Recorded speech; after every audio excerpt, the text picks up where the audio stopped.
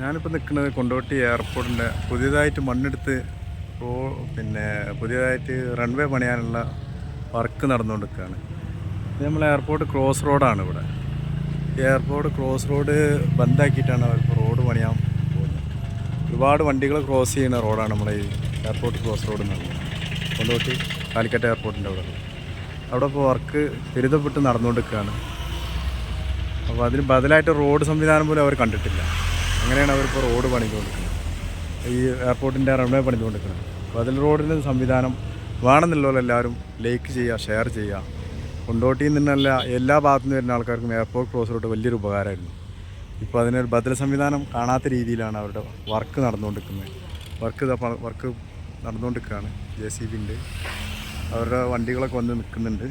അപ്പോൾ അങ്ങനെയാണ് ഈ എയർപോർട്ട് ക്രോസ് റോഡ് കാലാകാലം ഇല്ലാതാകാൻ പോവുകയാണ്.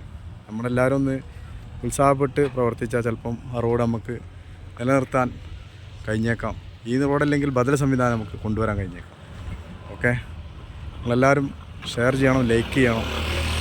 Thank you. All the case.